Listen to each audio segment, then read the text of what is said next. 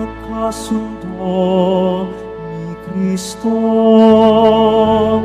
ang Diyos at mga tao, kaya't napatawad tayo.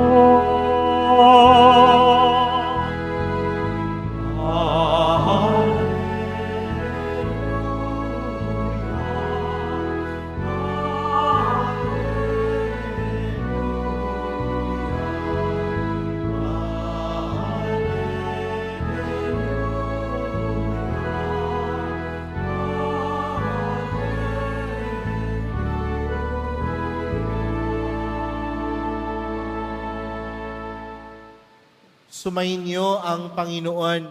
At sumaiyo rin. Ang mabuting balita ng Panginoon ayon kay San Marcos. Papuri sa iyo, Panginoon. Noong panahong iyon, umahon si Jesus sa kaburulan kasama ang kanyang mga pinili.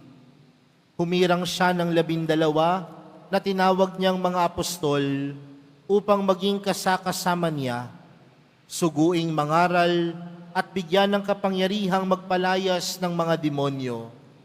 Ito ang 12 hinirang niya.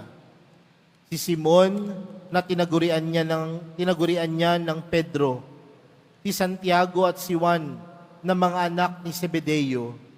Sila'y tinagurian niyang Boanerges na ibig sabihin mapupusok. Sina Andres, Felipe, Bartolome, Mateo, Santiago na anak ni Alfeo at Tadeo, si Simon na makabayan at si Judas Iscariote na siyang nagkanulo sa kanya. Mga kapatid, ang mabuting balita ng Panginoon. Pinupuri ka namin, Panginoong Hesukristo. Magsiupo muna ang lahat. Magandang gabi po sa inyong lahat. Batiin nga ninyo ang katabi ninyo ng magandang gabi. Tayong lahat ngayon ay nagkakatipon. Ngayon po ay araw ng Biyernes, araw na inilalaan po natin upang tayo po ay magbigay papuri, pasasalamat at parangal sa atin pong mahal na pong Jesus Nazareno. Kaya bigyan po natin ng malakas na palakpak ang ating mahal na pong Jesus Nazareno. Mga kapatid, sino nga ba sa atin dito ang tunay na nangangailangan ng presensya ng Diyos sa ating buhay? Marahil lahat po tayo nangangailangan ng presensya ng Diyos sa ating buhay dahil ang paniniwala natin na ang presensya ng Diyos ang gumagabay sa atin upang ang ating buhay ay maging masagana. Naniniwala tayo na ang presensya ng Diyos ay tunay na sumasa atin upang ang ating buhay dalhin tayo sa tamang landas. Sa madaling salita, para sa ating mga Kristiyano, para sa ating mga deboto, kulang ang buhay kung walang Diyos.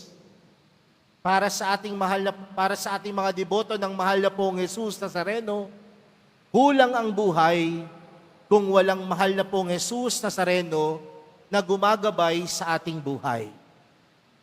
Bakit po sinisimulan sa ganitong pamamaraan ang ating pagninilay sa gabing ito? Sa ating pong ebanghelyong napakinggan, humirang si Jesus ng kanyang 12 apostol, 12 alagad. At kung mapapansin po natin mga kapatid, ang mga pangalan na ating nabanggit ay mga simpleng tao nung panahon ni Jesus. Sila ho ay mga mangingisda. Ang iba nga ang tingin sa kanila makasalanan, maniningil ng buwis, mga simpleng mamamayan. Pero bakit kaya sila ang pinili ng Diyos?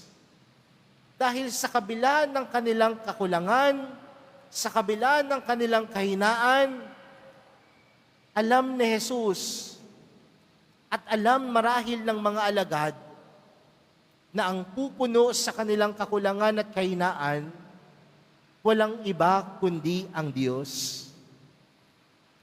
At siguro ito mga kapatid ay magandang pagpapaalala para sa atin. Ang bawat isa sa atin dito may kakulangan. Ang bawat isa sa atin dito may kahinaan. Ang bawat isa sa atin dito may limitasyon. Pero sa kabila ng lahat ng mga bagay na ito, mapapansin natin na napaglalagpasan natin kahit anumang pagsubok ng buhay. Bakit? Dahil tayong lahat ay pinili ng Diyos. At lahat ng pinili ng Diyos, pinagkakalooban niya ng pagpapala, pinagkakalooban niya ng gabay, pinagkakalooban niya ng lakas. Kaya nga mga kapatid, kung sa tingin mo makasalanan ka, kung sa tingin mo mahina ka, kung sa tingin mo ang dami-dami mong pagkukulang, marahil ipinapaalala sa iyo sa araw na ito, huwag kang mag-alala. Yung mga alagad nga ng Diyos, yung mga malalapit niya kay Jesus, hindi rin naman yun perpekto. Sabi nga doon sa ating ebanghelyo, kasama pa doon si Judas Iscariote, ang nagkanulo sa kaniya. Pero pinili pa rin sila ng Diyos dahil alam ni Jesus at alam ng mga alagad na ang Diyos ang pupuno sa kanilang mga kahinaan at kakulangan. Kaya nga mga kapatid, kung ang Diyos ang pumupuno sa ating mga kahinaan at kakulangan, marahil pagpapaalala talaga ito sa atin na kulang ang buhay kung wala ang Diyos. Kulang ang pamumuhay kung wala ang mahal na pong Jesus Nazareno.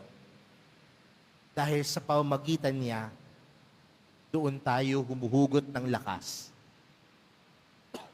Sa pamamagitan niya, doon tayo kumukuha ng lakas ng loob. Alam niyo po, minsan mga kapatid,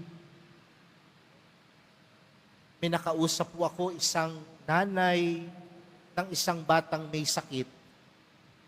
Ang kanyang sakit, ang kanyang anak ay may sakit na cancer. At ang sabi ho ng nanay sa akin, alam niyo, Father, halos linggo-linggo, mula sa probinsya, lumuluwas po kami ng Maynila.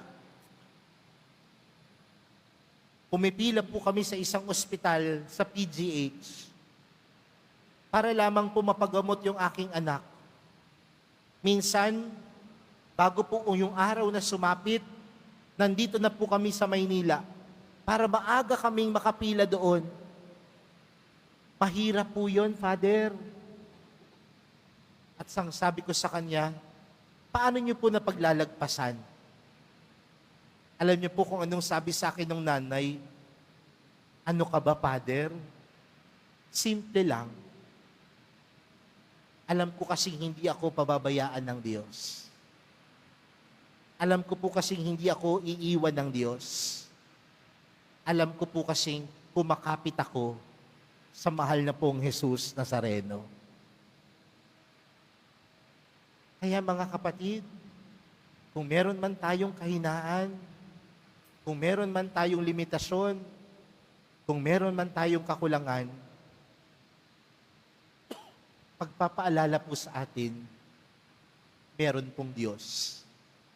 At kailangan natin ng Diyos sa ating buhay. Nandiyan ang mahal na pong Jesus Nazareno. Pipiliin at pipiliin tayo sa kabila ng ating mga kakulangan at kahinaan. Dahil alam natin na siya mismo ang pupuno nito. Kaya sa pagpapatuloy po ng ating banal na misa para sa araw na ito, ilapit po natin sa Kanya ang lahat ng ating mga kakulangan. Ibulong po natin sa Kanya lahat ng ating kahinaan. Ibulong po natin sa Kanya ang napakadami nating pagkukulang at pagkakamali sa buhay. Dahil alam natin, natutulungan niya tayo. Alam natin, nagagabayan niya tayo. At alam natin, siya ang pupuno sa lahat ng ating mga pagkukulang, pagkakasala, at mga kahinaan sa buhay. Amen.